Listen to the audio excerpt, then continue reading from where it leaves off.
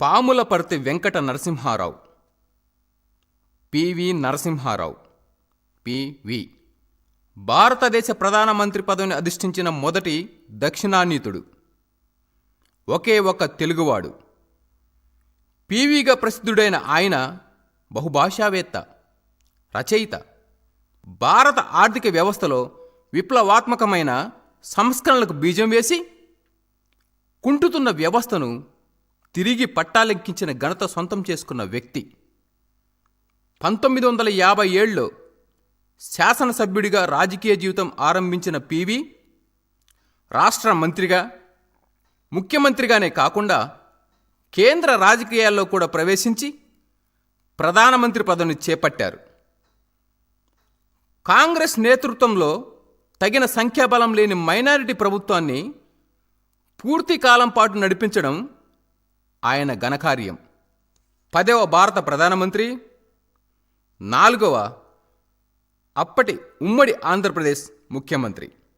తెలంగాణలోని వరంగల్ జిల్లా నర్సంపేట మండలం లక్నేపల్లి గ్రామంలో 1921 జూన్ 28న రుక్నాబాయి సీతారామారావు దంపతులకు పివి జన్మించారు. వరంగల్ జిల్లాలోనే ప్రాథమిక విద్య మొదలుపెట్టారు. తరువాత కరీంనగర్ జిల్లా భీమదేవరపల్లి మండలం వంగర గ్రామానికి చెందిన పాములపర్తి రంగారావు, రుక్మిణమ్మలు ఆయనను దత్తత తీసుకోవటంతో అప్పటి నుండి పాములపర్తి వెంకట నరసింహారావు అయ్యారు. 1938లోనే హైదరాబాదు రాష్ట్ర కాంగ్రెస్ పార్టీలో చేరి నిజాము ప్రభుత్వ నిషేధాన్ని ధిక్కరిస్తూ వందే మాతరం గేయాన్ని పాడారు. దీంతో తాను చదువుకుంటున్న ఉస్మానియా విశ్వవిద్యాలయం నుండి ఆయనను బహిష్కరించారు. దాంతో ఓ మిత్రుడి సాయంతో నాగపూర్ విశ్వవిద్యాలయంలో చేరి నాగపూర్లో ఆ మిత్రుడి ఇంట్లోనే ఉంటూ 1940 నుండి 1944 వరకు ఎల్ఎల్బి చదివారు. స్వామి రామానంద తీర్థ, బూర్గుల రామకృష్ణారావుల అనుయాయిగా స్వాతంత్రోద్యమంలోనూ హైదరాబాదు విముక్తి పోరాటంలోనూ పాల్గొన్నారు. బూర్గుల శిష్యుడిగా కాంగ్రెస్ పార్టీలో చేరి అప్పటి యువ కాంగ్రెస్ నాయకులు మర్రి చెన్నారెడ్డి, శంకర్రావు చవాన్, వీరేంద్ర పాటిల్తో కలిసి పనిచేశారు. 1951లో అఖిల భారత కాంగ్రెస్ కమిటీలో సభ్యుడిగా స్థానం పొందారు. నరసింహారావు తన రాజకీయ జీవితాన్ని జర్నలిస్టుగా ప్రారంభించి కాకతీయ పత్రిక నడిపి అందులో జయ అనే మారుపేరుతో 1950 ప్రాంతాలలో రాసేవాడు. బహుభాషలు నేర్చి ప్రయోగించారు. 1957లో మంతని నియోజకవర్గం నుండి శాసనసభకు ఎన్నికవ్వడం ద్వారా పివి ఆంధ్రప్రదేశ్ రాష్ట్ర స్థాయి పదవి రాజకీయాల్లోకి అడుగుపెట్టారు. ఇదే నియోజకవర్గం నుండి వరుసగా 4 సార్లు శాసనసభ్యునిగా ఎన్నికయ్యారు. 1962లో మొదటిసారి మంత్రి అయ్యారు. 1962 నుండి 1964 వరకు న్యాయ సమాచార శాఖ మంత్రిగాను, 1964 నుండి 1967 వరకు న్యాయ దేవాదాయ శాఖ మంత్రి, 1967లో వైద్య ఆరోగ్య శాఖ మంత్రి, 1968 నుంచి 71 కాలంలో న్యాయ సమాచార శాఖ మంత్రి పదవులు నిర్వహించారు. కుల ప్రాబల్యం, పార్టీ అంతర్గత వర్గాల ప్రాబల్యం అధికంగా ఉండే ఆంధ్రప్రదేశ్ రాజకీయాల్లో పివిది ఒక ప్రత్యేక స్థానం. హంగు ఆర్భాటాలు లేకుండా ఒదిగి ఉండే లక్షణం ఆయనది. తనకంటూ ఒక వర్గం లేదు. బ్రాహ్మణుడైన అతనుకు కులపరంగా బలమైన రాజకీయ స్థానం లేనట్టే పార్టీలో అత్యున్నత స్థాయిలో తనను అభిమానించే వ్యక్తులు లేరు. అయినా రాష్ట్ర రాజకీయాల్లో అత్యున్నత స్థాయికి ఎదిగారు. ముఖ్యమంత్రి పదవిని ఆశిస్తున్న ఉద్దండులెందరో ఉండగా ఆ పదవి ఆయన్ను వరించింది. అప్పటి రాజకీయ పరిస్థితి అటువంటిది. 1969 నాటి ప్రత్యేక తెలంగాణ ఉద్యమం అప్పుడే చల్లారింది. ముఖ్యమంత్రిని మార్చడం అనేది కాంగ్రెస్ పార్టీ ముందున్న తక్షణ సమస్య. తెలంగాణ ప్రజల, ఉద్యమ నేతల మనోభావాలను దృష్టిలో ఉంచుకొని తెలంగాణ ప్రాంత నేతను ముఖ్యమంత్రిగా ఎంపిక చేయడం అనేది అనివార్యమైంది. తెలంగాణ ప్రాంతం నుండి ముఖ్యమంత్రి పదవిని ఆశించేవారు తక్కువేమీ లేరు. వివాదాల జోలికి పోని అతని వ్యక్తిత్వం, పార్టీలోని ఏ గ్రూపుకు చెందని ఆయన రాజకీయ నేపథ్యం ఆయనకు 1971 సెప్టెంబర్ 30న ముఖ్యమంత్రి పదవిని సాధించి పెట్టాయి. ముఖ్యమంత్రిగా పివి రికార్డు ఘనమైనదేమి కాదు. పీఠం ఎక్కగానే పార్టీలో అసమ్మతి తలెత్తింది. ఈ విషయమై అధిష్టానంతో చర్చించేందుకు ఢిల్లీ, హైదరాబాదుల మధ్య తిరగటంతోటే సరిపోయేది. తాను ముఖ్యమంత్రిగా ఉండగా భూ సంస్కరణలను అమలుపరిచేందుకు చర్యలు తీసుకున్నాడు. ఇందువలన భూస్వామ్య వర్గాలు తిరగబడ్డాయి. పట్టణ భూగరిష్ట పరిమితి చట్టం తెచ్చింది కూడా పీవీయే. 1972లో పీవీ ముఖ్యమంత్రిగా ఉన్నప్పుడు శాసనసభ ఎన్నికలలో 70% వెనుకబడిన వారికిచ్చి చరిత్ర సృష్టించారు. రాష్ట్ర ప్రధాన కార్యదర్శి ముఖ్యమంత్రితో మాట్లాడాలంటే హైదరాబాదులో కంటే ఢిల్లీలోనే ఎక్కువ వీలు కుదిరేదని ఒక రాజకీయ పరిశీలకుడు వ్యాఖ్యానించారు. ఆ సమయంలోనే ముల్కీ నిబంధనలపై సుప్రీంకోర్టు ఇచ్చిన తీర్పుతో ఆందోళన చేసిన కోస్తా, రాయలసీమ నాయకులు ప్రత్యేక ఆంధ్ర రాష్ట్రం కోరుతూ జై ఆంధ్ర ఉద్యమం చేపట్టారు. పీవీని తెలంగాణ నాయకుల పక్షపాతిగా ఆంధ్ర, రాయలసీమ నాయకులు ఆరోపించారు. ఉద్యమంలో భాగంగా ఆ ప్రాంత మంత్రులలో చాలామంది రాజీనామా చేశారు. రాజీనామా చేసిన మంత్రుల స్థానంలో 1973 జనవరి 8న కొత్త మంత్రులను తీసుకొని పీవీ మంత్రివర్గ పునర్వ్యవస్థీకరణ చేశారు. అయితే పార్టీ అధిష్టానం ఆలోచన పూర్తిగా భిన్నంగా ఉంది. మంత్రివర్గ పునర్వ్యవస్థీకరణ జరిగిన మరునాడే కేంద్రం రాష్ట్ర ప్రభుత్వాన్ని రద్దు చేసి శాసనసభను సుప్త చేతనావస్థలో ఉంచి రాష్ట్రపతి పాలనను విధించింది. ఆ విధంగా పీవీ ముఖ్యమంత్రిత్వం ముగిసింది. శాసనసభ్యుడిగా 1977 వరకు ఆయన కొనసాగిన రాష్ట్ర రాజకీయాల్లో పూర్తిగా పక్కన పెట్టారు. పీవీ దగ్గర నుండి అసలు విషయం రాబట్టడం అంత తేలిక కాదు. కరణం, లౌక్యం అంతా ఉపయోగించేవాడు.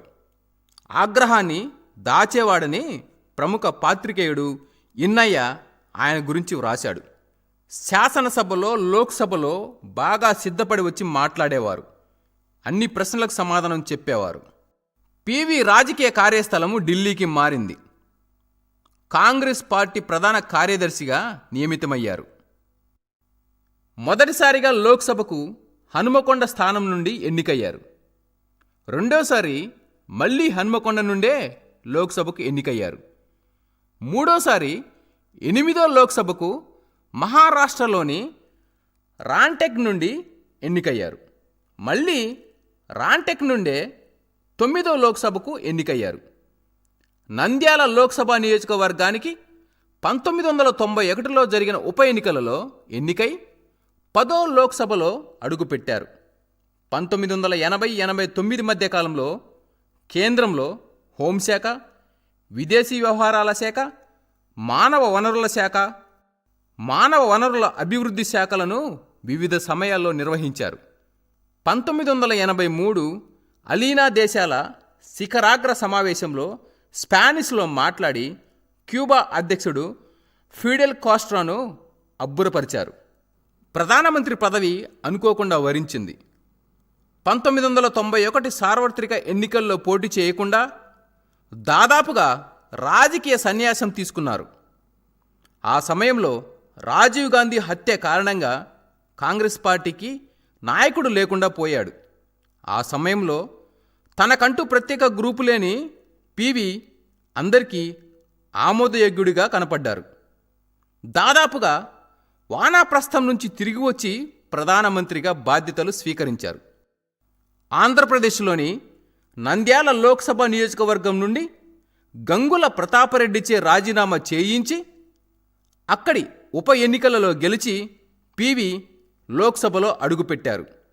సాటి తెలుగువాడు ప్రధాని అవుతున్నాడని నంద్యాల పార్లమెంటు సీటుకు జరిగిన ఉప ఎన్నికలలో ఎన్టీ రామారావు అతనిపై తెలుగుదేశం అభ్యర్థిని పోటీలో పెట్టలేదు. అయితే ప్రభుత్వానికి, కాంగ్రెసు పార్టీకి అది చాలా క్లిష్ట సమయం. ప్రభుత్వానికి సంపూర్ణ మెజారిటీ లేని పరిస్థితి. సహజ సిద్ధంగా ఉన్న తెలివితేటలు, కేంద్రంలో వివిధ మంత్రిత్వ శాఖల్లో ఆయనకు ఉన్న అపార అనుభవం ఆయనకు ఈ క్లిష్ట సమయంలో తోడ్పడ్డాయి. 5 సంవత్సరాల పరిపాలనా కాలాన్ని పూర్తి చేసుకున్న ప్రధాన మంత్రులలో నెహ్రూ, గాంధీ కుటుంబాల బయటి మొదటి వ్యక్తి పివిఏ. మైనారిటీ ప్రభుత్వానికి నేతృత్వం వహిస్తూ కూడా ఇది సాధించడం ఆయన రాజనీతికి, చాకచక్యానికి నిదర్శనం. అందుకే ఆయనను అపర చాణక్యుడు అని అన్నారు. అందుకు ఆయన అనుసరించిన కొన్ని విధానాలు వివాదాస్పదం అయ్యాయి కూడా.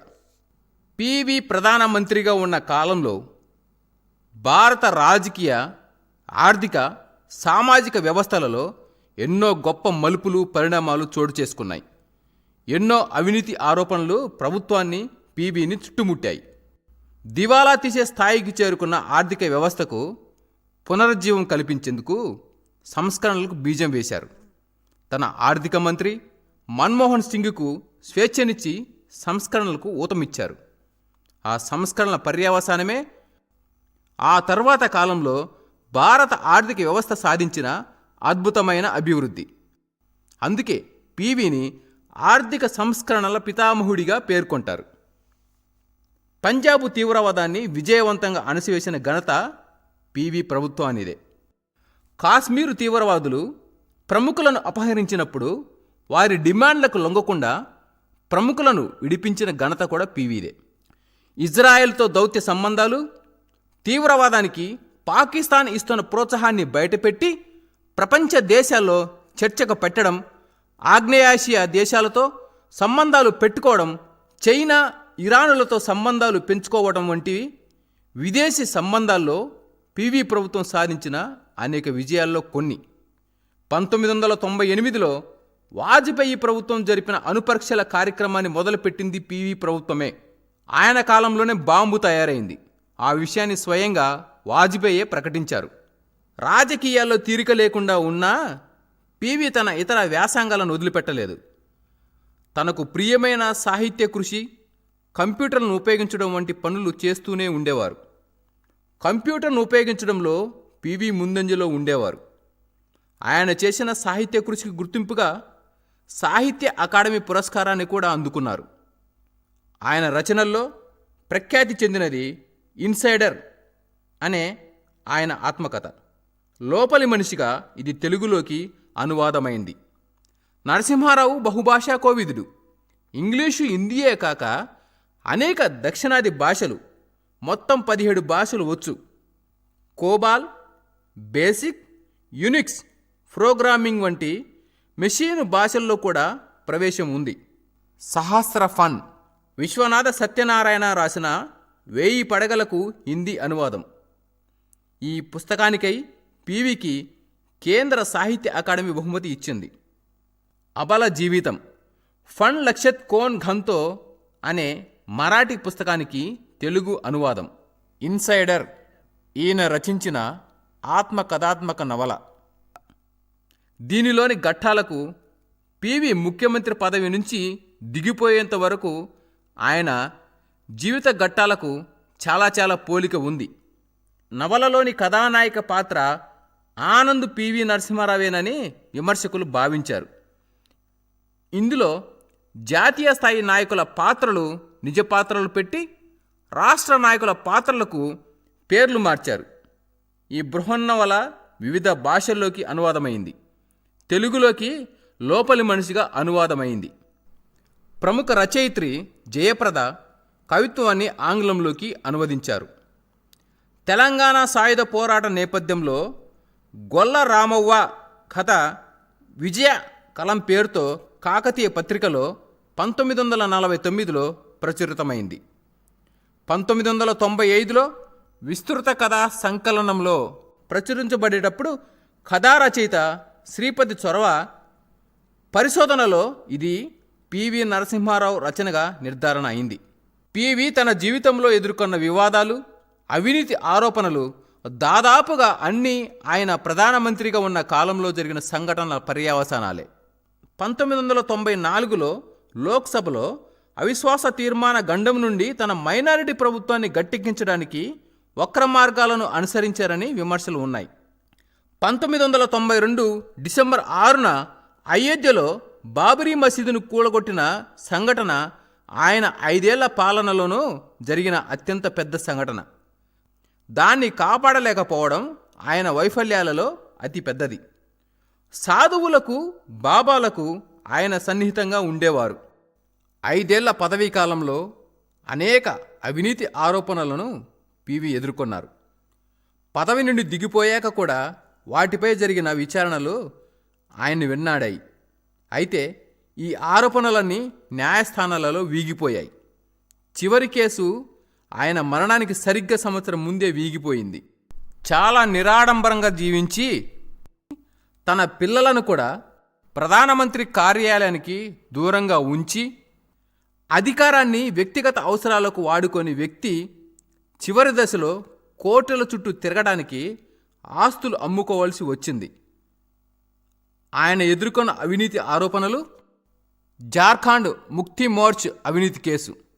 పార్లమెంటులో మెజారిటీ సాధనకై జార్ఖండ్ ముక్తి మోర్చ్ సభ్యులకు లంచాలు ఇచ్చారనే ఆరోపణ ఇది. ఈ ఆరోపణలను విచారించిన ప్రత్యేక కోర్టు జడ్జి అజిత్ బరోహకి 2000 సంవత్సరం సెప్టెంబర్ 29న పివిని ఈ కేసులో దోషిగా తీర్పునిచ్చారు. నేరస్తుడిగా కోర్టుచే నిర్ధారించబడిన మొట్టమొదటి మాజీ ప్రధానమంత్రి పివిఏ. అయితే ఢిల్లీ హైకోర్టు ఈ కేసును కొట్టివేసింది. Saint Kitts forgery case. 1989లో బోఫోర్స్ అవినీతిపై రాజీవ్ గాంధీతో విభేదించి ప్రభుత్వం నుండి, పార్టీ నుండి బయటకు వచ్చేసిన విపి సింగ్ను అప్రతిష్ట పాలు చేసినందుకు, కుమారుడు అజయ్ సింగ్ను ఇరికించేందుకు ఫోర్జరీ సంతకాలతో సెయింట్ కిట్స్ ద్వీపంలో ఒక బ్యాంకులో అకౌంట్ తెరిచిన కేసు అది. లఖూబాయి ఫాటక్ కేసు. లఖూబాయి పాఠక్ అనే పచ్చళ్ళ వ్యాపారి ప్రభుత్వంతో ఏదో ఒప్పందాలు కుదుర్చుకునేందుకై పివికి సన్నిహితుడైన చంద్రస్వామికి డబ్బులిచ్చారని ఆరోపించారు. పై 3 కేసుల్లో పివి నిర్దోషిగా పై కోర్టులు తీర్పిచ్చాయి. ఈ 3 కాక స్టాక్ మార్కెట్ కుంభకోణం నిందితుడు హర్షద్ మెహతా తాను సూట్ కేసులతో పివికి డబ్బిచ్చానని ఆరోపించాడు. తన ఆత్మకథ 2వ భాగం రాసే ఉద్దేశం ఆయనకు ఉండేది. ఆ కార్యం నెరవేరకుండానే 2004 డిసెంబర్ 23న పివి నరసింహారావు, పాములపర్తి వెంకట నరసింహారావు పివి కన్నుమూశారు. పివి నరసింహారావు మరణించిన తర్వాత ఆయన కుటుంబం అంత్యక్రియలు న్యూఢిల్లీలో ప్రభుత్వ లాంఛనాలతో జరగాలని కోరుకుంది. అంతకుముందు మరణించిన భారత మాజీ ప్రధానులందరికీ ప్రభుత్వ లాంఛనాలతో అంత్యక్రియలు న్యూఢిల్లీలో జరగడం, వారికి అక్కడ ఒక స్మృతి చిహ్నం ఏర్పాటు చేయడం సాధారణంగా జరిగేది. కానీ అప్పటి కాంగ్రెస్ అధ్యక్షురాలు, యూపీఏ సమన్వయకర్త సోనియా గాంధీకి ఇష్టం లేకపోవడంతో అప్పటి ఆంధ్రప్రదేశ్ ముఖ్యమంత్రి వైఎస్ రాజశేఖర్ రెడ్డి పివి నరసింహారావు కుటుంబ సభ్యులను ఢిల్లీలో కాకుండా పివి అంత్యక్రియలు హైదరాబాదులో జరగడానికి ఒప్పించారు. ఢిల్లీ నుంచి పివి నరసింహారావు భౌతిక కాయాన్ని హైదరాబాదు తీసుకొచ్చే క్రమంలో కొద్దిసేపు కాంగ్రెస్ కార్యాలయంలో అభిమానుల సందర్శనార్థం ఉంచాలన్నా అనుమతించలేదు. హుస్సేన్ సాగర్ తీరంలో ఆయన అంత్యక్రియలు ప్రభుత్వ లాంఛనాలతో చేశారు. అయితే శవం సగమే కాలిందని, అర్ధరాత్రి కుక్కలు శవాన్ని బయటకు లాగాయని టీవీ ఛానళ్లు వీడియోలు ప్రదర్శించాయి. వార్తలు వచ్చాయి. పివికి సన్నిహితుడైన సీనియర్ ఐఏఎస్ అధికారి పివిఆర్కే ప్రసాద్ దీనిని ఖండించారు. ఆయన దేహం సగం కాలిన స్థితిలో వదిలేయబడింది అన్నది నిజం కాదు. శరీరం పూర్తిగా కాలింది. కాకపోతే కాలిపోయిన శరీరపు బూడిద అదే ఆకారంగా కనబడింది. ప్రజల మనసులో అదే ఉండిపోయింది.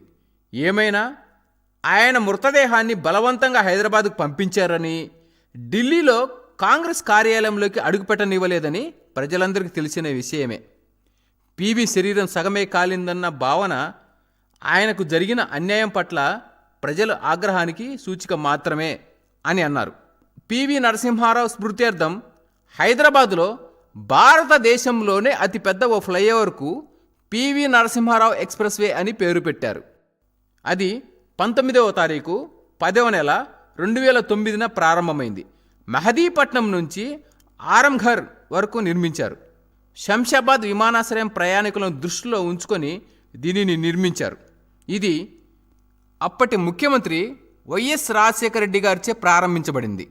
పివి జీవిత చరిత్రపై హాఫ్ లయన్ అనే పుస్తకం వినయ్ సీతాపతి రాశారు. ఇది 2016లో విడుదలైంది. జైరామ్ రమేష్ రచించిన to the brink and back Indians 1991 story ప్రధానంగా భారతదేశ ఆర్థిక సంస్కరణలు నరసింహారావు గారి నేతృత్వంలో ఎలా రూపుదిద్దుకున్నాయో ఇందులో చర్చించబడింది. ఇవే కాకుండా ఇంకా ఎన్నో గొప్ప గొప్ప రచనలు చేయబడ్డారు. పివి నరసింహారావు నిర్వహించిన పదవులు: 1951 కాలంలో అఖిల భారత కాంగ్రెస్ కమిటీ సభ్యత్వం, 1957-77 కాలంలో ఆంధ్రప్రదేశ్ శాసనసభ సభ్యత్వం, 1962-64 కాలంలో ఆంధ్రప్రదేశ్ న్యాయ సమాచార శాఖ మంత్రి, 1964-67 ఆంధ్రప్రదేశ్ న్యాయ దేవాదాయ శాఖ మంత్రి, 1967 కాలంలో ఆంధ్రప్రదేశ్ వైద్య ఆరోగ్య శాఖ మంత్రి, 1968-71 కాలంలో ఆంధ్రప్రదేశ్ న్యాయ సమాచార శాఖ మంత్రి, 1971-73 కాలంలో ఆంధ్రప్రదేశ్ ముఖ్యమంత్రి, 1980 కాలంలో లోక్సభ సభ్యత్వం, 1980 జనవరి 1984 జూలై మధ్య కాలంలో కేంద్ర విదేశ వ్యవహారాల శాఖ మంత్రి, 1984 జూలై 1984 డిసెంబర్ మధ్య కాలంలో కేంద్ర హోంశాఖ మంత్రి, 1984 కాలంలో లోక్సభ సభ్యత్వం మూడోసారి జరిగింది. ఇది 1984 నవంబరు 1985 ఫిబ్రవరి కాలంలో భారత ప్రణాళిక శాఖ మంత్రి, ప్రణాళిక సంఘం ఉపాధ్యక్షుడు, 1985 జనవరి 1985 సెప్టెంబర్ మధ్య కాలంలో కేంద్ర రక్షణ శాఖ మంత్రి, 1985 సెప్టెంబరు 1988 జూన్ కాలంలో కేంద్ర మానవ వనరుల అభివృద్ధి శాఖ మంత్రి, 1986 జూలై 1988 ఫిబ్రవరి మధ్య కాలంలో కేంద్ర ఆరోగ్య కుటుంబ సంక్షేమ శాఖ మంత్రి, 1988 జూను 1989 డిసెంబర్ మధ్య కాలంలో విదేశ వ్యవహారాల శాఖ మంత్రి, 1989 కాలంలో లోక్సభ సభ్యత్వం నాలుగవసారి, 1991 మే 29 1996 కాలంలో కాంగ్రెసు పార్టీ అధ్యక్షుడు, 1991 జూను 1996 మే 10 ప్రధానమంత్రి, 1991 నవంబరు ఉప ఎన్నికలలో నంద్యాల లోక్సభ నియోజకవర్గం నుంచి 5వసారి లోక్సభకు ఎన్నికయ్యారు. బహుముఖ ప్రజ్ఞాశాలి మాజీ ప్రధానమంత్రి పివి నరసింహారావు దేశానికి విభిన్న రంగాలలో అందించిన విశిష్ట సేవలను గొప్పగా తలుచుకునే విధంగా, చిరస్మరణీయంగా నిలిచే విధంగా శత జయంతి ఉత్సవాలు తెలంగాణ రాష్ట్ర ప్రభుత్వం పక్షాన ఏడాది పొడవునా నిర్వహించాలని నిర్ణయించినట్లు ముఖ్యమంత్రి కె చంద్రశేఖరరావు గారు ప్రకటించారు. పివి జన్మదినమైన జూన్ 28న హైదరాబాదులోని పివి జ్ఞానభూమిలో ప్రధాన కార్యక్రమం నిర్వహించినట్లు వెల్లడించారు.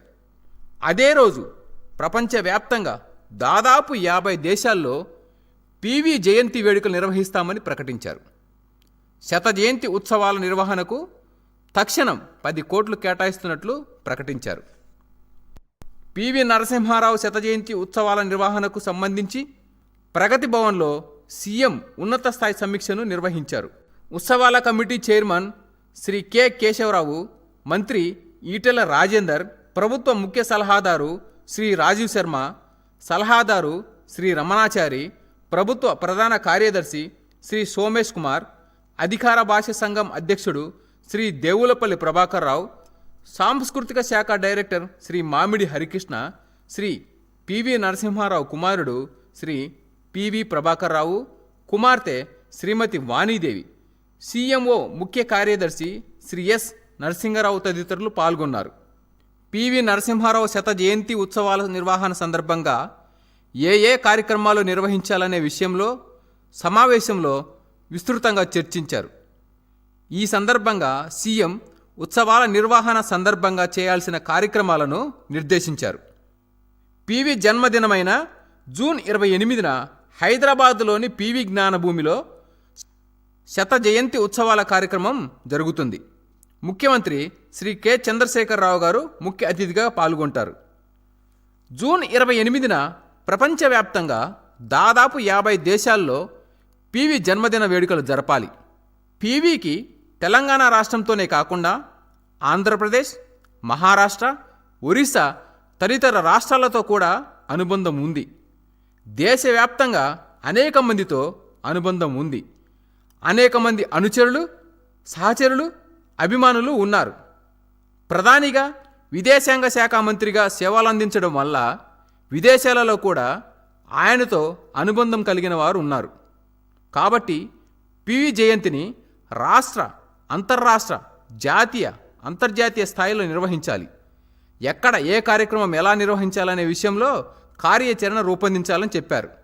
పివి తెలంగాణ టీవీ అని ప్రతి తెలంగాణ బిడ్డ గర్వపడేలా ఆయన చరిత్ర ఉంది. ఆయన గొప్పతనం, చేసిన సేవలు విశ్వవ్యాప్తంగా తెలిసే విధంగా అనేక విభిన్న కార్యక్రమాలను ఏడాది పొడవునా నిర్వహించాలి. రామేశ్వరంలో మాజీ రాష్ట్రపతి శ్రీ అబ్దుల్ కలాం మెమోరియల్ పెట్టిన విధంగానే హైదరాబాదులో పివి మెమోరియల్ ఏర్పాటు కావాలి. కేకే నేతృత్వంలో కమిటీ సభ్యులు రామేశ్వరం వెళ్ళి వచ్చి పివి మెమోరియల్ ఎలా ఉండాలో ప్రభుత్వానికి సూచించాలని చెప్పారు. వివిధ సందర్భాలకు సంబంధించిన పివి ఫోటోలను సేకరించాలి, వాటిని భద్రపరచాలి, ఫోటో ఎగ్జిబిషన్ నిర్వహించాలి. 5 కాంస్య విగ్రహాలను నెలకొల్పాలి. హైదరాబాద్, వరంగల్, కరీంనగర్, వంగరతో పాటు ఢిల్లీలోని తెలంగాణ భవన్లో పివి విగ్రహాలు నెలకొల్పాలి. రాష్ట్ర అసెంబ్లీలో పివి చిత్రపటాన్ని పెట్టాలి. పివి బహుముఖ ప్రజ్ఞాశాలి. స్వతంత్ర సమరయోధుడిగా, రాజకీయ నాయకుడిగా, జర్నలిస్టుగా, బహుభాషా కోవిదుడిగా, రచయితగా సేవలందించారు. ఆయా రంగాలలో ఆయన చేసిన కృషిని తెలిపే విధంగా అంతర్జాతీయ ప్రమాణాలతో ప్రత్యేక సావనీరు తీయాలి. సావనీరు మాత్రమే కాకుండా వివిధ రంగాల్లో చేసిన కృషి, వివిధ రంగాల ప్రముఖుల అభిప్రాయాలతో ప్రత్యేక సంచికలు రావాలి. పివి తీసుకొచ్చిన ఆర్థిక సంస్కరణలు దేశగతిని మార్చేశాయి. పివికి ముందు దేశ ఆర్థిక పరిస్థితి ఎలా ఉండేది, పివి తర్వాత దేశ ఆర్థిక పరిస్థితి ఎలా తయారైంది అనే విషయాలను పొందుపరుస్తూ ప్రత్యేక సంచిక రావాలి. ఆర్థిక నిపుణులతో వ్యాసాలు రాయించాలి. విద్యారంగంలో కూడా పివి ఎంతో కృషి చేశారు. సర్వేల్లో మొదటి రెసిడెన్షియల్ స్కూల్ పెట్టారు. అది దేశంలో గురుకులాల స్థాపనకు నాంది పలికింది. ఇలా విద్యారంగాభివృద్ధికి చేసిన కృషిని వివరించే విధంగా రచనలు చేయించాలి. పివి నరసింహారావు దేశం గర్వించదగ్గ నాయకుడు, దేశగతిని మార్చిన గొప్పవారు. భారతరత్న పురస్కారానికి సంపూర్ణ అర్హుడు. పివికి భారతరత్న ఇవ్వాలని డిమాండ్ చేస్తూ మంత్రివర్గం అసెంబ్లీ తీర్మానం చేసి కేంద్ర ప్రభుత్వానికి పంపుతుంది. ప్రధాని వద్దకు స్వయంగా వెళ్ళి భారతరత్న ఇవ్వాలని నేనే విన్నవిస్తానని చంద్రశేఖరరావు గారు చెప్పారు. యావత్ దేశ ప్రజలకు ఆయన గొప్పతనం చెప్పే విధంగా జాతీయ స్థాయిలో కార్యక్రమాలు నిర్వహించాలి. రాష్ట్రపతి శ్రీ రామ్నాథ్ కోవింద్, ప్రధానమంత్రి శ్రీ నరేంద్ర మోదీలను శత జయంతి ఉత్సవాల్లో పాల్గొనాలని ఆహ్వానించాలి. వారు పాల్గొనే కార్యక్రమాలు ఎలా ఉండాలో డిజైన్ చేయాలని చెప్పారు. భారత పార్లమెంటులో పివి చిత్రపటం పెట్టాలని కేంద్రాన్ని రాష్ట్ర ప్రభుత్వం తరపున కోరతాం. మాజీ రాష్ట్రపతి శ్రీ ప్రణబ్ ముఖర్జీ, మాజీ ప్రధాని శ్రీ మన్మోహన్ సింగ్లతో పీవీకి ప్రత్యేక అనుబంధం ఉంది. వారిద్దరిని కూడా భాగస్వాములను చేసే విధంగా ప్రత్యేక కార్యక్రమం రూపొందించాలి. పీవీ గొప్ప సాహితీవేత్త, అనేక భాషలపై పట్టున్న పండితుడు, అనేక రచనలు చేశారు. శత జయంతి ఉత్సవాల సందర్భంగా పీవీ రాసిన పుస్తకాలను పునర్ముద్రించాలి. వాటిని లైబ్రరీలకు, విద్యాసంస్థలకు, ప్రముఖులకు ఉచితంగా పంపిణీ చేయాలి. ఈ బాధ్యతలను సాహిత్య అకాడమీ, సాంస్కృతిక శాఖ నిర్వహిస్తుంది. తెలంగాణలోనే కాక దేశవ్యాప్తంగా పీవీ అభిమానులు, అనుచరులు ఉన్నారు. వారందరినీ సంప్రదించాలి. వారి సూచనలను తీసుకోవాలి. వారి అభిప్రాయాలను సావనీర్ ప్రత్యేక సంచికల్లో పొందుపరచాలి. వారిని జయంతి ఉత్సవాల్లో భాగస్వాములను చేయాలి. హైదరాబాద్, ఢిల్లీ, వరంగల్, కరీంనగర్, మంతని, బరంపురం, నాగపూర్ తదితర నగరాల్లో పీవీ కాలం గడిపారు. ఆయా సందర్భాల్లో ఆయనతో గడిపినవారు, ఆయనతో అనుబంధం ఉన్నవారు ఉంటారు. వారిని భాగస్వాములు చేయాలి. బిల్ క్లింటన్, జాన్ మేయర్ లాంటి వివిధ దేశాల మాజీ అధ్యక్షులు, మాజీ ప్రధానులు, మంత్రులతో కూడా పీవీకి అనుబంధం ఉంది. వారి అభిప్రాయాలను కూడా సేకరించాలి. వీలైతే వారిని ఉత్సవాలలో భాగస్వాములను చేయాలి. పీవీ గొప్పతనం దేశానికంతా తెలిసేలా దేశవ్యాప్తంగా శత జయంతి ఉత్సవాల సందర్భంగా హోర్డింగ్స్ ఏర్పాటు చేయాలి. ఢిల్లీ, కలకత్తా, చెన్నై, బెంగళూరు తదితర నగరాల్లో, హైదరాబాదులో కనీసం 100 చోట్ల హోర్డింగ్స్ ఏర్పాటు చేయాలని నిర్ణయించారు. విద్య, సాహిత్య, రాజకీయ తదితర రంగాలలో విశేష కృషి చేసిన వారిని ప్రత్యేకంగా గుర్తించడం కోసం పీవీ స్మారక అవార్డు నెలకొల్పాలి. క్రమం తప్పకుండా అవార్డులను ఇవ్వాలి. విద్యాసంస్థలు పునఃప్రారంభమైన తర్వాత విద్యార్థులను భాగస్వాములను చేస్తూ ప్రత్యేక కార్యక్రమాలు నిర్వహించాలి. రాష్ట్రంలోని ప్రతి ఊరికి పీవీ గొప్పతనం తెలిసేలా ప్రజలంతా పీవీ ఘన చరిత్రను తెలుసుకునే ప్రత్యేక కార్యక్రమాలను రూపొందించాలి. అన్ని స్థాయిల అధికారులు, ప్రజాప్రతినిధులు అందులో భాగస్వాములు కావాలి. పీవీ తెలుగువాడు, తెలంగాణవాడు, జర్నలిస్టు, సాహితీవేత్త కాబట్టి పీవీకి ఘనమైన అక్షర నివాళి అర్పించే విధంగా రచయితలు ప్రత్యేక రచనలు చేయాలి. కవులు పాటలు రాయాలి. పత్రికలు ప్రత్యేక వ్యాసాలు ప్రచురించాలని తెలియజేశారు. తెలిసిన తెలివైన తెలంగాణ వాడు PV Narasimha Rao. PV Telangana TV శత జయంతి ఉత్సవాలు జూన్ 28వ తారీఖున.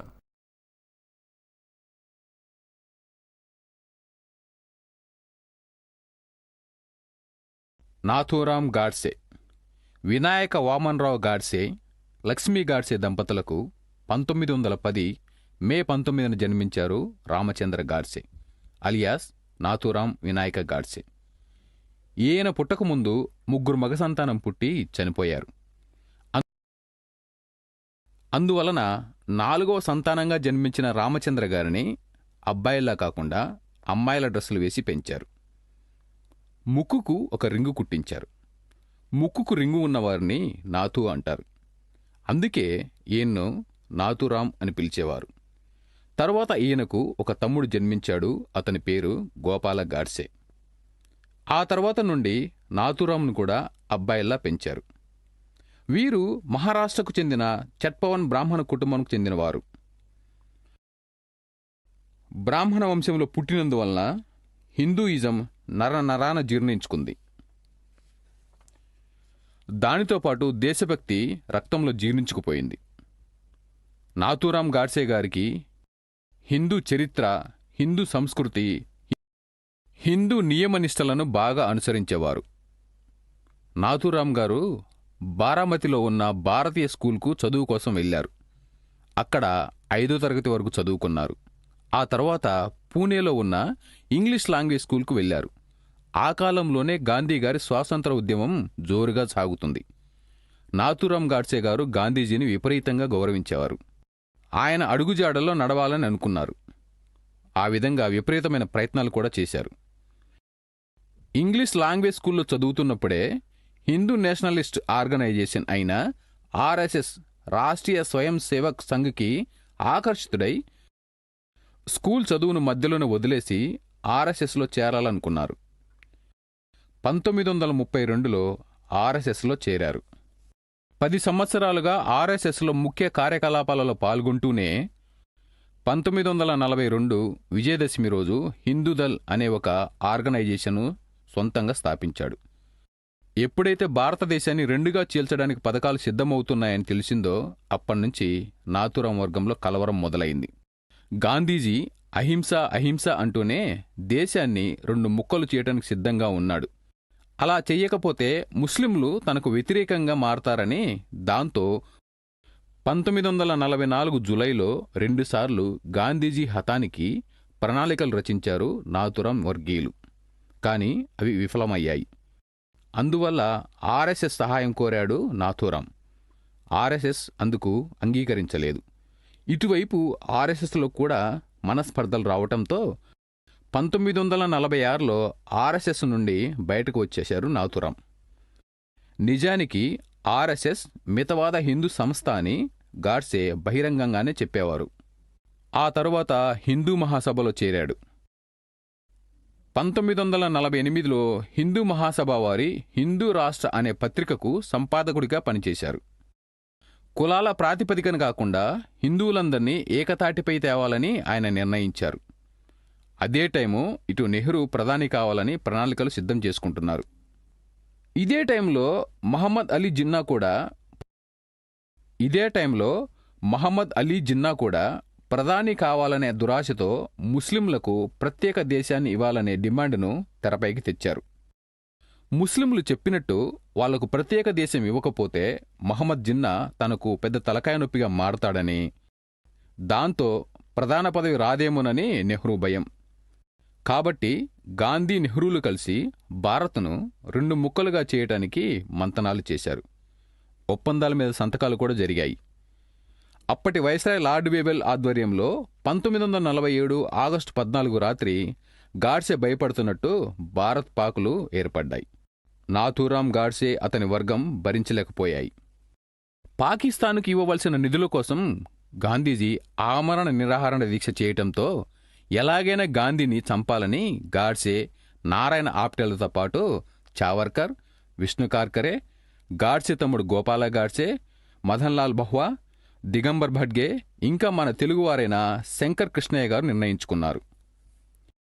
1948 జనవరి 20న ఢిల్లీలోని బిర్లా హౌస్లో గాంధీ హత్యకు ప్రణాళిక రచించారు.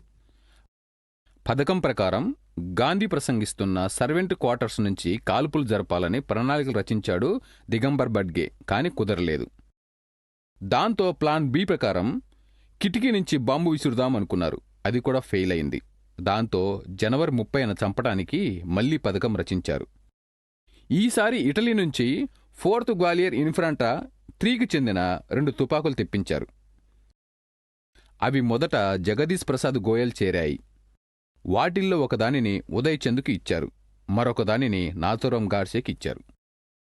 జనవరి 30, 1948 సాయంత్రం 5:15 గాంధీజీ బిర్లా నివాసంలోని ప్రార్థనా మందిరానికి వెళ్తూ ఉండగా నాథూరాం గాడ్సే గాంధీకి ఎదురు వచ్చి 2 చేతులు జోడించి నమస్కరించాడు. అప్పటికే ఆలస్యమైందని గాంధీ అనుచరురాలు అబా చట్టోపాధ్యాయ గాడ్సేను పక్కకు నెట్టేసే ప్రయత్నం చేసింది. కాని ఆమెను పక్కకు నెట్టేసి ఆయన దగ్గర ఉన్న తుపాకీ తీసి పాయింట్ బ్లాంక్ రేంజ్లో 3 రౌండ్లు కాల్చాడు. గాంధీజీ అక్కడికక్కడే మరణించాడు. ఆయనే పోలీస్ అని అరిచాడు. గాంధీజీ మరణించే ముందు హేరామ్ అన్నాడని అక్కడ ఉన్న వాళ్ళందరూ చెప్పారు. కానీ అలాంటి మాట ఏమీ అనలేదని గాడ్సే చెప్పారు. గాడ్సేపై 1948 మే 27న ప్రారంభమైన విచారణ 1949 ఫిబ్రవరి వరకు సాగింది. మొత్తం విచారణ తర్వాత గాడ్సేకు, నారాయణ ఆప్టేకు మరణశిక్ష విధించారు. సత్యం, అహింసల పేరుతో దేశానికి చెప్పలేని ఉత్పాదాలను తెచ్చిన గాంధీ హింసాత్మక హింసవాది, సత్యం పేరు చెప్పే అహింసావాది. 32 సంవత్సరాలుగా నాలో పేరుకొని ఉన్న ఈ కక్ష గాంధీ చివరిలో ముస్లింలకు అనుగుణంగా 50 కోట్లు పాకిస్తాన్కి ఇవ్వాలని చేసిన దీక్షతో నా కసి తారాస్థాయికి చేరిందని చెప్పారు నాథూరాం గాడ్సే. హత్య చేసిన తర్వాత ప్రజల్లో నా మీద తీవ్రమైన ప్రభావం ఏర్పడుతుందని నాకు తెలుసు. సమాజంలో నాపై ఉన్న గౌరవం తుడిచిపెట్టుకుపోతుందని తెలుసు. నా 50 ఏళ్ల జీవితం నాశనమైపోతుందని తెలుసు. వార్తాపత్రికలు, నాయకులు దేశ విభజనను సులభతరం చేశారు. గాంధేయవాదులు, పత్రికలు పాకిస్తాన్ విభజనను గాంధీజీ ఒప్పుకోలేదని, ఒకవేళ ఒప్పుకోకపోతే దేశానికి స్వాతంత్రం వచ్చేది కాదని, అందుకే గాంధీజీ పాకిస్తాన్ విభజన ఒప్పుకోవాల్సి వచ్చిందని కప్పిపుచ్చి చెప్తున్నారు. పాకిస్తాన్ ఏర్పడ్డాక హిందువులు గాని, అక్కడి ప్రభుత్వం గాని అక్కడ హిందువుల గురించి పట్టించుకుని ఉంటే నేను అంత కలత చెందేవాణ్ణి కాదు. వేలాది మంది హిందూ మహిళలను వివస్త్రలను చేసి నగ్నంగా ఊరేగించారు. వాళ్లను సంతలో పశువులను అమ్మినట్లు అమ్మేశారు. నెహ్రూ ప్రభుత్వం గాని, గాంధీ కల్పించుకొని గాని భారత్లో ఉన్న ముస్లింలకు భంగం కలుగుతుందని హెచ్చరించి ఉంటే రక్షణ కలిగేది. కానీ ఇదేం చెయ్యలేదు. ఇవన్నీ చూశాక శాంతియుతంగా గాంధీని ఒప్పించగలనన్న ఆశ నాలో సన్నగిల్లింది. అన్ని కల్లారా చూసిన నేను తట్టుకోలేకపోయాను. గాంధీ చేసిన అహింస దీక్షలు ఒట్టి బూటకం. గాంధీ పాకిస్తాన్ పక్షపాతం ముందు హిందువుల మనోభావాలు ఆయనకు లెక్కలేదు. హిందువులను ముస్లింల అత్యాచారాల నుంచి రక్షించడానికి నాకిదే సరైన మార్గం అనిపించింది. ఆయనను చంపినందుకు నేను పశ్చాత్తాపపడలేదు, ఎవరిని క్షమాభిక్షను అడగలేదు. గాంధీని హత్య చేశానని నేనే స్వయంగా ఒప్పుకున్నాను. నాథూరాం గాడ్సేలను, నారాయణ ఆప్టేలను హర్యానాలోని అంబాలా జైలులో 1949 నవంబర్ 15న ఉరితీశారు. స్వాతంత్ర భారతంలో మొదటిసారి ఉరికొయ్యకు వేలాడిన దేశభక్తులు నాథూరాం గాడ్సే, నారాయణ ఆప్టేలు. ఫ్రెండ్స్, మీకు ఈ వీడియో నచ్చినట్లయితే లైక్ చేయండి, షేర్ చేయండి, సబ్స్క్రైబ్ చేయండి. మీరు లైక్ చేయడం వల్ల ఈ వీడియో ఎక్కువ మందికి చేరే అవకాశం ఉంది. ఇది మీతోనే అవుతుంది. ప్లీజ్ సపోర్ట్ చేయండి. పాములపర్తి వెంకట నరసింహారావు, పివి నరసింహారావు, పివి భారతదేశ ప్రధానమంత్రి పదవిని అధిష్ఠించిన మొదటి దక్షిణానీతుడు. ఒకే ఒక్క తెలుగువాడు. పివిగా ప్రసిద్ధుడైన ఆయన బహుభాషావేత్త, రచయిత. భారత ఆర్థిక వ్యవస్థలో విప్లవాత్మకమైన సంస్కరణలకు బీజం వేసి కుంటుతున్న వ్యవస్థను తిరిగి పట్టాలెక్కించిన ఘనత సొంతం చేసుకున్న వ్యక్తి. 1957లో శాసనసభ్యుడిగా రాజకీయ జీవితం ఆరంభించిన పివి రాష్ట్ర మంత్రిగా, ముఖ్యమంత్రిగానే కాకుండా కేంద్ర రాజకీయాల్లో కూడా ప్రవేశించి ప్రధానమంత్రి పదవిని చేపట్టారు. కాంగ్రెస్ నేతృత్వంలో తగిన సంఖ్యాబలం లేని మైనారిటీ ప్రభుత్వాన్ని పూర్తి కాలం పాటు నడిపించడం ఆయన ఘనకార్యం. 10వ భారత ప్రధానమంత్రి, 4వ అప్పటి ఉమ్మడి ఆంధ్రప్రదేశ్ ముఖ్యమంత్రి. తెలంగాణలోని వరంగల్ జిల్లా నర్సంపేట మండలం లక్నేపల్లి గ్రామంలో 1921 జూన్ 28న రుక్నాబాయి సీతారామారావు దంపతులకు పివి జన్మించారు. నరసింహారావు తన రాజకీయ జీవితాన్ని జర్నలిస్టుగా ప్రారంభించి కాకతీయ పత్రిక నడిపి అందులో జయ అనే మారుపేరుతో 1950 ప్రాంతాలలో రాసేవాడు. బహుభాషలు నేర్చి ప్రయోగించారు. 1957లో మంతని నియోజకవర్గం నుండి శాసనసభకు ఎన్నికవ్వడం ద్వారా పివి ఆంధ్రప్రదేశ్ రాష్ట్ర స్థాయి పదవి రాజకీయాల్లోకి అడుగుపెట్టారు. అత్యున్నత స్థాయిలో తనను అభిమానించే వ్యక్తులు లేరు. అయినా రాష్ట్ర రాజకీయాల్లో అత్యున్నత స్థాయికి ఎదిగారు. ముఖ్యమంత్రి పదవిని ఆశిస్తున్న ఉద్దండులందరూ ఉండగా ఆ పదవి ఆయన్ను వరించింది. అప్పటి రాజకీయ పరిస్థితి అటువంటిది. 1969 నాటి ప్రత్యేక తెలంగాణ ఉద్యమం అప్పుడే చల్లారింది. ముఖ్యమంత్రిని మార్చడం అనేది కాంగ్రెస్ పార్టీ ముందున్న తక్షణ సమస్య. తెలంగాణ ప్రజల, ఉద్యమ నేతల మనోభావాలను దృష్టిలో ఉంచుకొని తెలంగాణ ప్రాంత నేతను ముఖ్యమంత్రిగా ఎంపిక చేయడం అనేది అనివార్యమైంది. తెలంగాణ ప్రాంతం నుండి ముఖ్యమంత్రి పదవిని ఆశించేవారు తక్కువేమీ లేరు. వివాదాల జోలికి పోని అతని వ్యక్తిత్వం, పార్టీలోని ఏ గ్రూపుకు చెందని ఆయన రాజకీయ నేపథ్యం ఆయనకు 1971 సెప్టెంబర్ 30న ముఖ్యమంత్రి పదవిని సాధించి పెట్టాయి. ముఖ్యమంత్రిగా పివి రికార్డు ఘనమైనదేమి కాదు. పీఠం ఎక్కగానే పార్టీలో అసమ్మతి తలెత్తింది. ఈ విషయమై అధిష్టానంతో చర్చించేందుకు ఢిల్లీ హైదరాబాదుల మధ్య తిరగటంతోటే సరిపోయేది. తాను ముఖ్యమంత్రిగా ఉండగా భూ సంస్కరణలను అమలుపరిచేందుకు చర్యలు తీసుకున్నాడు.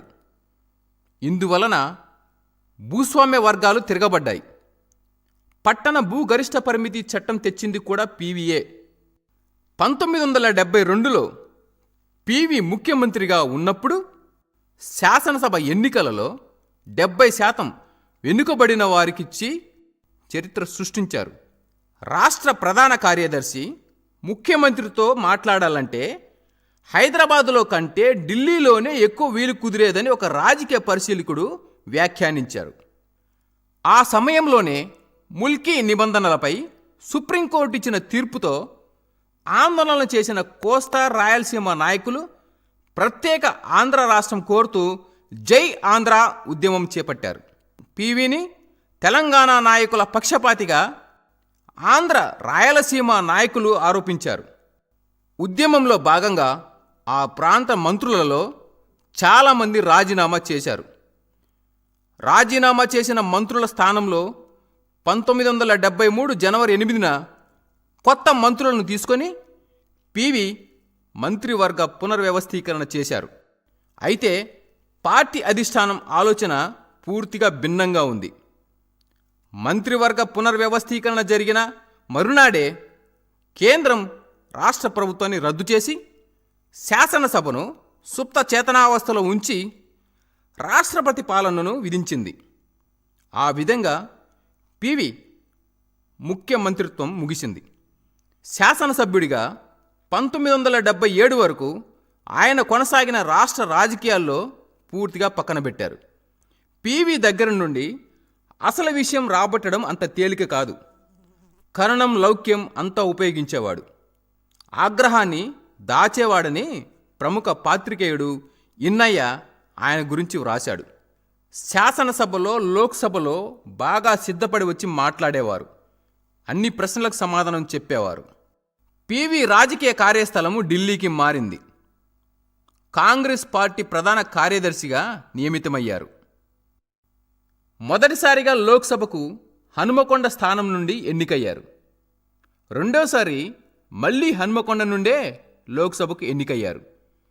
మూడోసారి 8వ లోక్సభకు మహారాష్ట్రలోని రాంటెక్ నుండి ఎన్నికయ్యారు. మళ్ళీ రాంటెక్ నుండే 9వ లోక్సభకు ఎన్నికయ్యారు. నంద్యాల లోక్సభ నియోజకవర్గానికి 1991లో జరిగిన ఉప ఎన్నికలలో ఎన్నికై 10వ లోక్సభలో అడుగుపెట్టారు. 1980-89 ఆయన రచనల్లో ప్రఖ్యాతి చెందినది ఇన్సైడర్ అనే ఆయన ఆత్మకథ. లోపలి మనిషిగా ఇది తెలుగులోకి అనువాదమైంది. నరసింహారావు బహుభాషా కోవిదుడు. ఇంగ్లీషు, హిందీయే కాక అనేక దక్షిణాది భాషలు, మొత్తం 17 భాషలు వచ్చు. కోబాల్, బేసిక్, యునిక్స్, ప్రోగ్రామింగ్ వంటి మెషీను భాషల్లో కూడా ప్రవేశం ఉంది. సహస్ర ఫన్ విశ్వనాథ సత్యనారాయణ రాసిన 1000 పడగలకు హిందీ అనువాదం. ఈ పుస్తకానికై పివికి కేంద్ర సాహిత్య అకాడమీ బహుమతి ఇచ్చింది. అబల జీవితం ఫన్ లక్షత్ కోన్ ఘంతో అనే మరాఠీ పుస్తకానికి తెలుగు అనువాదం. ఇన్సైడర్ ఈయన రచించిన ఆత్మకథాత్మక నవల. దీనిలోని ఘట్టాలకు పివి ముఖ్యమంత్రి పదవి నుంచి దిగిపోయేంత వరకు ఆయన జీవిత ఘట్టాలకు చాలా పోలిక ఉంది. నవలలోని కథానాయక పాత్ర ఆనంద్ పివి నరసింహారావేనని విమర్శకులు భావించారు. ఇందులో జాతీయ స్థాయి నాయకుల పాత్రలు నిజ పాత్రలు పెట్టి రాష్ట్ర నాయకుల పాత్రలకు పేర్లు మార్చారు. ఈ బృహన్నవల వివిధ భాషల్లోకి అనువాదమైంది. తెలుగులోకి లోపలి మనిషిగా అనువాదమైంది. ప్రముఖ రచయిత్రి జయప్రద కవిత్వాన్ని ఆంగ్లంలోకి అనువదించారు. తెలంగాణ సాయుధ పోరాట నేపథ్యంలో గొల్ల రామవ్వ కథ విజయ కలం పేరుతో కాకతీయ పత్రికలో 1949లో ప్రచురితమైంది. 1995లో విస్తృత కథా సంకలనంలో ప్రచురించబడేటప్పుడు కథా రచయిత శ్రీపతి చొరవ పరిశోధనలో ఇది పివి నరసింహారావు రచనగా నిర్ధారణ అయింది. పివి తన జీవితంలో ఎదుర్కొన్న వివాదాలు, అవినీతి ఆరోపణలు దాదాపుగా అన్నీ ఆయన ప్రధానమంత్రిగా ఉన్న కాలంలో జరిగిన సంఘటనల పర్యవసానాలే. 1994లో లోక్సభలో అవిశ్వాస తీర్మాన గండం నుండి తన మైనారిటీ ప్రభుత్వాన్ని గట్టెక్కించడానికి వక్ర మార్గాలను అనుసరించారని విమర్శలు ఉన్నాయి. 1992 డిసెంబర్ 6న అయోధ్యలో బాబరీ మసీదును కూలగొట్టిన సంఘటన ఆయన 5 ఏళ్ల పాలనలోనూ జరిగిన అత్యంత పెద్ద సంఘటన. దాన్ని కాపాడలేకపోవడం ఆయన వైఫల్యాలలో అతి పెద్దది. సాధువులకు, బాబాలకు ఆయన సన్నిహితంగా ఉండేవారు. 5 ఏళ్ల పదవీ కాలంలో అనేక అవినీతి ఆరోపణలను పివి ఎదుర్కొన్నారు. పదవి నుండి దిగిపోయాక కూడా వాటిపై జరిగిన విచారణలు ఆయన్ని వెన్నాడాయి. అయితే ఈ ఆరోపణలన్నీ న్యాయస్థానాలలో వీగిపోయాయి. చివరి కేసు ఆయన మరణానికి సరిగ్గా సంవత్సరం ముందే వీగిపోయింది. చాలా నిరాడంబరంగా జీవించి తన పిల్లలను కూడా ప్రధానమంత్రి కార్యాలయానికి దూరంగా ఉంచి అధికారాన్ని వ్యక్తిగత అవసరాలకు వాడుకొని వ్యక్తి చివరి దశలో కోర్టుల చుట్టూ తిరగడానికి ఆస్తులు అమ్ముకోవాల్సి వచ్చింది. ఆయన ఎదుర్కొన్న అవినీతి ఆరోపణలు: జార్ఖండ్ ముక్తి మోర్చ్ అవినీతి కేసు. పార్లమెంటులో మెజారిటీ సాధనకై జార్ఖండ్ ముక్తి మోర్చ్ సభ్యులకు లంచాలు ఇచ్చారనే ఆరోపణ ఇది. ఈ ఆరోపణలను విచారించిన ప్రత్యేక కోర్టు జడ్జి అజిత్ బరోహకి 2000 సంవత్సరం సెప్టెంబర్ 29న పివిని ఈ కేసులో దోషిగా తీర్పునిచ్చారు. నేరస్తుడిగా కోర్టుచే నిర్ధారించబడిన మొట్టమొదటి మాజీ ప్రధానమంత్రి పివిఏ. అయితే ఢిల్లీ హైకోర్టు ఈ కేసును కొట్టివేసింది. Saint Kitts forgery case. 1989లో బోఫోర్స్ అవినీతిపై రాజీవ్ గాంధీతో విభేదించి ప్రభుత్వం నుండి, పార్టీ నుండి బయటకు వచ్చేసిన విపి సింగ్ను అప్రతిష్ట పాల్చేసినందుకు, కుమారుడు అజయ్ సింగ్ను ఇరికించేందుకు ఫోర్జరీ సంతకాలతో సెయింట్ కిట్స్ ద్వీపంలో ఒక బ్యాంకులో అకౌంట్ తెరిచిన కేసు అది. లఖూబాయి ఫాటక్ కేసు. లఖూబాయి పాఠక్ అనే పచ్చళ్ళ వ్యాపారి ప్రభుత్వంతో ఏదో ఒప్పందాలు కుదుర్చుకునేందుకై పివికి సన్నిహితుడైన చంద్రస్వామికి డబ్బులిచ్చారని ఆరోపించారు. పై 3 కేసుల్లో పివి నిర్దోషిగా పై కోర్టులు తీర్పిచ్చాయి. ఈ 3 కాక స్టాక్ మార్కెట్ కుంభకోణం నిందితుడు హర్షద్ మెహతా తాను సూట్ కేసులతో పివికి డబ్బిచ్చానని ఆరోపించాడు. తన ఆత్మకథ 2వ భాగం రాసే ఉద్దేశం ఆయనకు ఉండేది. ఆ కార్యం నెరవేరకుండానే 2004 డిసెంబర్ 23న పివి నరసింహారావు, పాములపర్తి వెంకట నరసింహారావు పివి కన్నుమూశారు. పివి నరసింహారావు మరణించిన తర్వాత ఆయన కుటుంబం అంత్యక్రియలు న్యూఢిల్లీలో ప్రభుత్వ లాంఛనాలతో జరగాలని కోరుకుంది. అంతకుముందు మరణించిన భారత మాజీ ప్రధానులందరికీ ప్రభుత్వ లాంఛనాలతో అంత్యక్రియలు న్యూఢిల్లీలో జరగడం, వారికి అక్కడ ఒక స్మృతి చిహ్నం ఏర్పాటు చేయడం సాధారణంగా జరిగేది.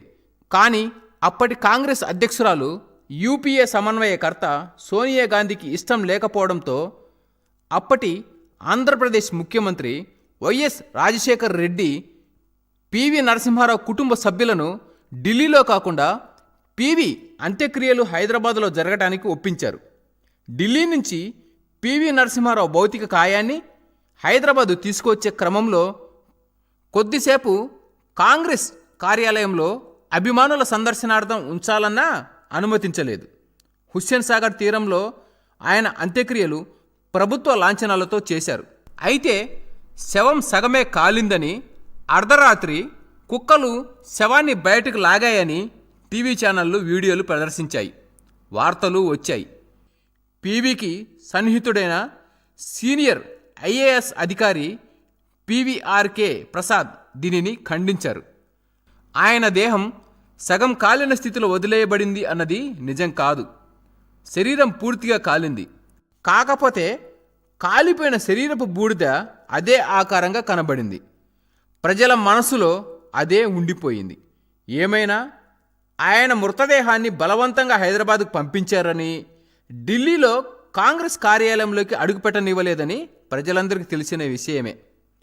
పివి శరీరం సగమే కాలిందన్న భావన ఆయనకు జరిగిన అన్యాయం పట్ల ప్రజల ఆగ్రహానికి సూచిక మాత్రమే అని అన్నారు. పివి నరసింహారావు స్మృత్యర్థం హైదరాబాదులో భారతదేశంలోనే అతిపెద్ద ఓ ఫ్లైఓవర్కు పివి నరసింహారావు ఎక్స్ప్రెస్ వే అని పేరు పెట్టారు. అది 19వ తారీఖు 10వ నెల 2009న ప్రారంభమైంది. మెహదీపట్నం నుంచి ఆరంఘర్ వరకు నిర్మించారు. శంషాబాద్ విమానాశ్రయం ప్రయాణికులను దృష్టిలో ఉంచుకొని దీనిని నిర్మించారు. ఇది అప్పటి ముఖ్యమంత్రి వైఎస్ రాజశేఖర రెడ్డి గారిచే ప్రారంభించబడింది. పివి జీవిత చరిత్రపై హాఫ్ లయన్ అనే పుస్తకం వినయ్ సీతాపతి రాశారు. ఇది 2016లో విడుదలైంది. జైరామ్ రమేష్ రచించిన to the brink and back Indians 1991 story ప్రధానంగా భారతదేశ ఆర్థిక సంస్కరణలు నరసింహారావు గారి నేతృత్వంలో ఎలా రూపుదిద్దుకున్నాయో ఇందులో చర్చించబడింది. ఇవే కాకుండా ఇంకా ఎన్నో గొప్ప గొప్ప రచనలు చేయబడ్డారు.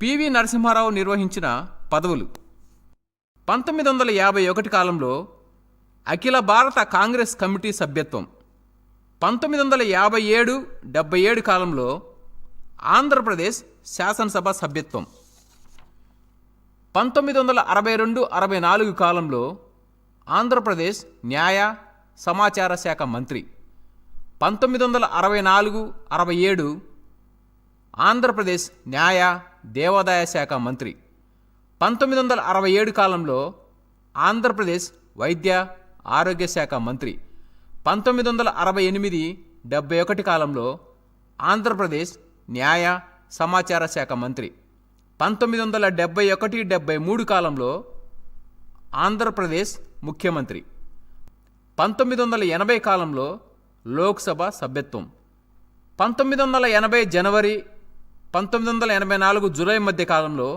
కేంద్ర విదేశ వ్యవహారాల శాఖ మంత్రి, 1984 జూలై 1984 డిసెంబర్ మధ్య కాలంలో కేంద్ర హోంశాఖ మంత్రి, 1984 కాలంలో లోక్సభ సభ్యత్వం మూడోసారి జరిగింది. ఇది 1984 నవంబరు 1985 ఫిబ్రవరి కాలంలో భారత ప్రణాళిక శాఖ మంత్రి, ప్రణాళిక సంఘం ఉపాధ్యక్షుడు, 1985 జనవరి 1985 సెప్టెంబర్ మధ్య కాలంలో కేంద్ర రక్షణ శాఖ మంత్రి, 1985 సెప్టెంబరు 1988 జూన్ కాలంలో కేంద్ర మానవ వనరుల అభివృద్ధి శాఖ మంత్రి, 1986 జూలై మధ్య కాలంలో కేంద్రంలో హోంశాఖ, విదేశీ వ్యవహారాల శాఖ, మానవ వనరుల శాఖ, మానవ వనరుల అభివృద్ధి శాఖలను వివిధ సమయాల్లో నిర్వహించారు. 1983 అలీనా దేశాల శిఖరాగ్ర సమావేశంలో స్పానిష్లో మాట్లాడి క్యూబా అధ్యక్షుడు ఫిడెల్ కాస్ట్రోను అబ్బురపరిచారు. ప్రధానమంత్రి పదవి అనుకోకుండా వరించింది. 1991 సార్వత్రిక ఎన్నికల్లో పోటీ చేయకుండా దాదాపుగా రాజకీయ సన్యాసం తీసుకున్నారు. ఆ సమయంలో రాజీవ్ గాంధీ హత్య కారణంగా కాంగ్రెస్ పార్టీకి నాయకుడు లేకుండా పోయాడు. ఆ సమయంలో తనకంటూ ప్రత్యేక గ్రూపు లేని పివి అందరికీ ఆమోదయోగ్యుడిగా కనపడ్డారు. దాదాపుగా వానాప్రస్థం నుంచి తిరిగి వచ్చి ప్రధానమంత్రిగా బాధ్యతలు స్వీకరించారు. ఆంధ్రప్రదేశ్లోని నంద్యాల లోక్సభ నియోజకవర్గం నుండి గంగుల ప్రతాపరెడ్డిచే రాజీనామా చేయించి అక్కడి ఉప ఎన్నికలలో గెలిచి పివి లోక్సభలో అడుగుపెట్టారు. సాటి తెలుగువాడు ప్రధాని అవుతున్నాడని నంద్యాల పార్లమెంటు సీటుకు జరిగిన ఉప ఎన్నికలలో ఎన్టీ రామారావు అతనిపై తెలుగుదేశం అభ్యర్థిని పోటీలో పెట్టలేదు. అయితే ప్రభుత్వానికి, కాంగ్రెసు పార్టీకి అది చాలా క్లిష్ట సమయం. ప్రభుత్వానికి సంపూర్ణ మెజారిటీ లేని పరిస్థితి. సహజ సిద్ధంగా ఉన్న తెలివితేటలు, కేంద్రంలో వివిధ మంత్రిత్వ శాఖల్లో ఆయనకు ఉన్న అపార అనుభవం ఆయనకు ఈ క్లిష్ట సమయంలో తోడ్పడ్డాయి.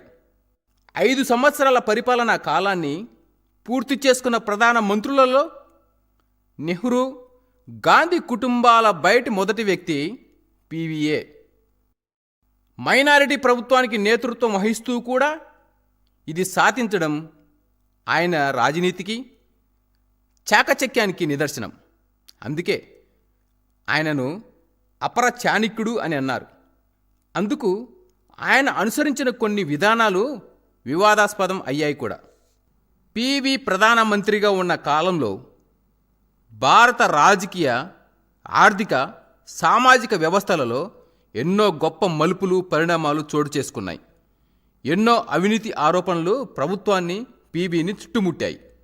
దివాలా తీసే స్థాయికి చేరుకున్న ఆర్థిక వ్యవస్థకు పునరుజ్జీవం కల్పించేందుకు సంస్కరణలకు బీజం వేశారు. తన ఆర్థిక మంత్రి మన్మోహన్ సింగ్కు స్వేచ్ఛనిచ్చి సంస్కరణలకు ఊతమిచ్చారు. ఆ సంస్కరణల పర్యవసానమే ఆ తర్వాత కాలంలో భారత ఆర్థిక వ్యవస్థ సాధించిన అద్భుతమైన అభివృద్ధి.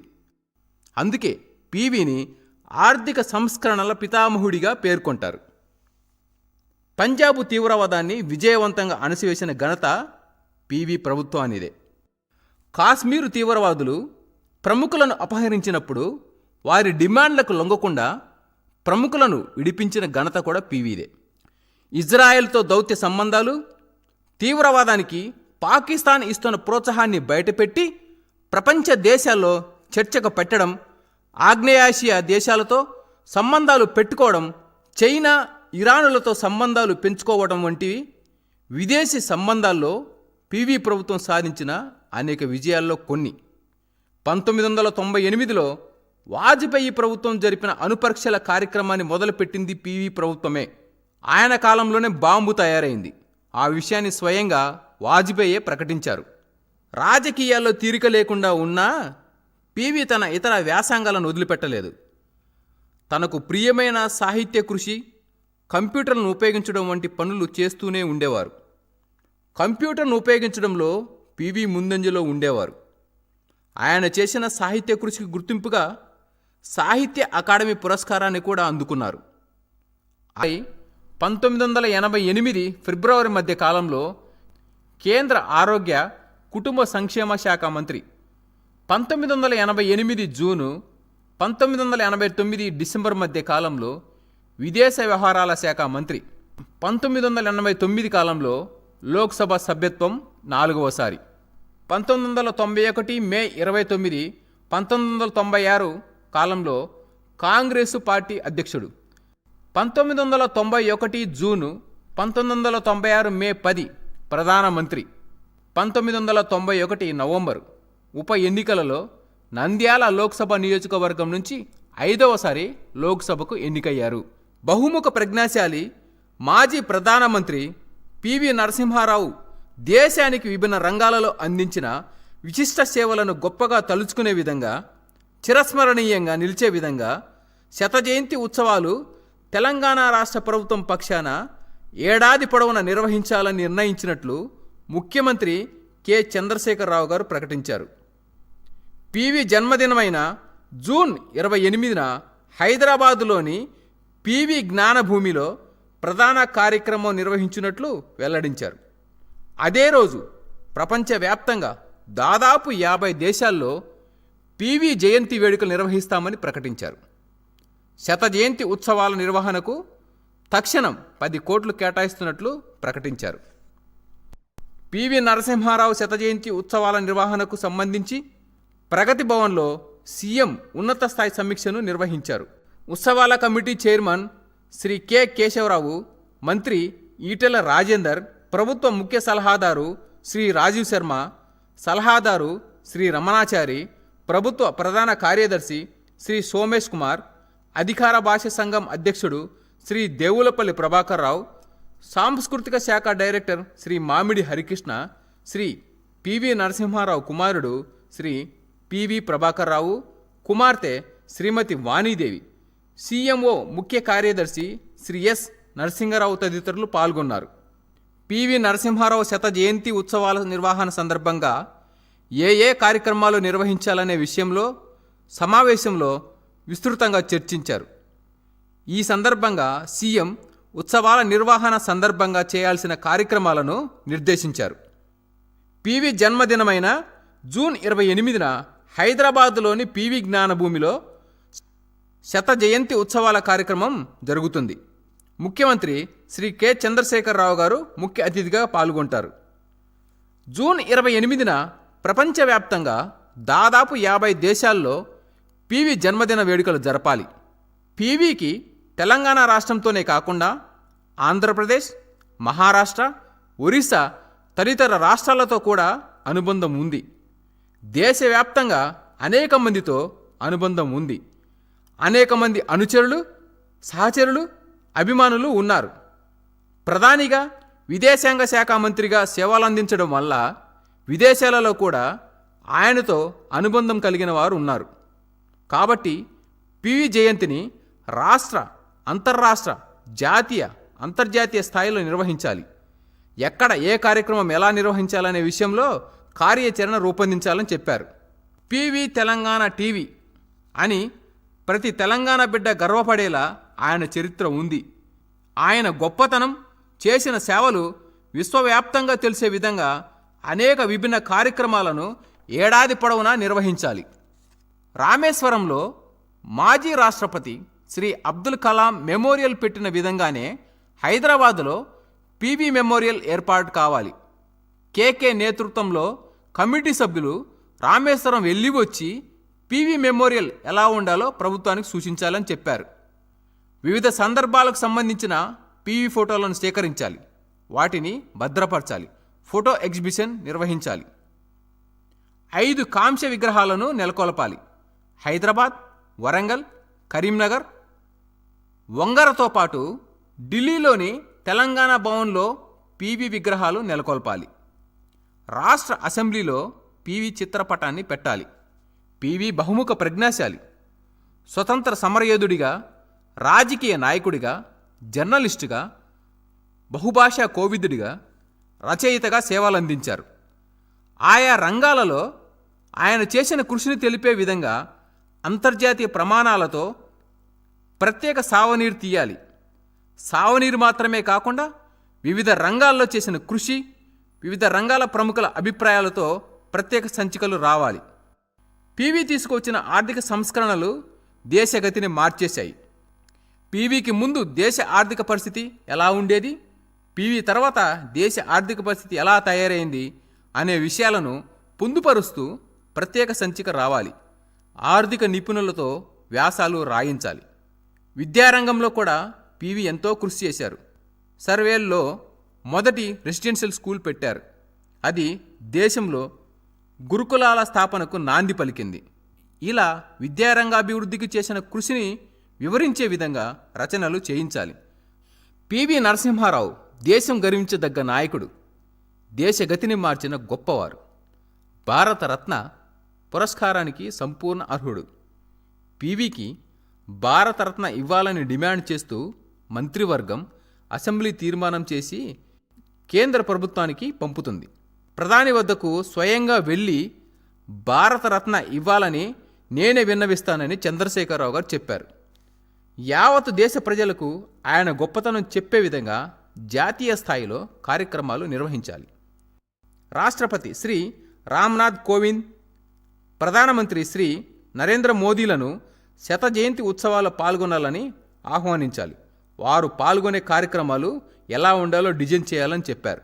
భారత పార్లమెంటులో పివి చిత్రపటం పెట్టాలని కేంద్రాన్ని రాష్ట్ర ప్రభుత్వం తరపున కోరతాం.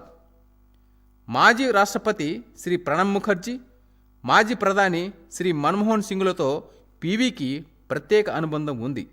వారిద్దరిని కూడా భాగస్వాములను చేసే విధంగా ప్రత్యేక కార్యక్రమం రూపొందించాలి. పివి గొప్ప సాహితీవేత్త, అనేక భాషలపై పట్టున్న పండితుడు, అనేక రచనలు చేశారు. శత జయంతి ఉత్సవాల సందర్భంగా పివి రాసిన పుస్తకాలను పునర్ముద్రించాలి. వాటిని లైబ్రరీలకు, విద్యాసంస్థలకు, ప్రముఖులకు ఉచితంగా పంపిణీ చేయాలి. ఈ బాధ్యతలను సాహిత్య అకాడమీ, సాంస్కృతిక శాఖ నిర్వహిస్తుంది. తెలంగాణలోనే కాక దేశవ్యాప్తంగా పివి అభిమానులు, అనుచరులు ఉన్నారు. వారందరినీ సంప్రదించాలి. వారి సూచనలను తీసుకోవాలి. వారి అభిప్రాయాలను సావనీర్ ప్రత్యేక సంచికల్లో పొందుపరచాలి. వారిని జయంతి ఉత్సవాల్లో భాగస్వాములను చేయాలి. హైదరాబాద్, ఢిల్లీ, వరంగల్, కరీంనగర్, మంతని, బరంపురం, నాగపూర్ తదితర నగరాల్లో పివి కాలం గడిపారు. ఆయా సందర్భాల్లో ఆయనతో గడిపినవారు, ఆయనతో అనుబంధం ఉన్నవారు ఉంటారు. వారిని భాగస్వాములు చేయాలి. బిల్ క్లింటన్, జాన్ మేయర్ లాంటి వివిధ దేశాల మాజీ అధ్యక్షులు, మాజీ ప్రధానులు, మంత్రులతో కూడా పివికి అనుబంధం ఉంది. వారి అభిప్రాయాలను కూడా సేకరించాలి. వీలైతే వారిని ఉత్సవాలలో భాగస్వాములను చేయాలి. పివి గొప్పతనం దేశానికంతా తెలిసేలా దేశవ్యాప్తంగా శత జయంతి ఉత్సవాల సందర్భంగా హోర్డింగ్స్ ఏర్పాటు చేయాలి. ఢిల్లీ, కలకత్తా, చెన్నై, బెంగళూరు తదితర నగరాల్లో, హైదరాబాదులో కనీసం 100 చోట్ల హోర్డింగ్స్ ఏర్పాటు చేయాలని నిర్ణయించారు. విద్య, సాహిత్య, రాజకీయ తదితర రంగాలలో విశేష కృషి చేసిన వారిని ప్రత్యేకంగా గుర్తించడం కోసం పివి స్మారక అవార్డు నెలకొల్పాలి. క్రమం తప్పకుండా అవార్డులను ఇవ్వాలి. విద్యా సంస్థలు పునఃప్రారంభమైన తర్వాత విద్యార్థులను భాగస్వాములను చేస్తూ ప్రత్యేక కార్యక్రమాలు నిర్వహించాలి. రాష్ట్రంలోని ప్రతి ఊరికి పివి గొప్పతనం తెలిసేలా ప్రజలంతా పివి ఘన చరిత్రను తెలుసుకునే ప్రత్యేక కార్యక్రమాలను రూపొందించాలి. అన్ని స్థాయిల అధికారులు, ప్రజాప్రతినిధులు అందులో భాగస్వాములు కావాలి. పివి తెలుగువాడు, తెలంగాణవాడు, జర్నలిస్టు, సాహితీవేత్త కాబట్టి పివికి ఘనమైన అక్షర నివాళి అర్పించే విధంగా రచయితలు ప్రత్యేక రచనలు చేయాలి. కవులు పాటలు రాయాలి. పత్రికలు ప్రత్యేక వ్యాసాలు ప్రచురించాలని తెలియజేశారు. తెలిసిన తెలివైన తెలంగాణ వాడు PV Narasimha Rao. PV Telangana TV 100 జయంతి ఉత్సవాలు జూన్ 28వ తారీఖున.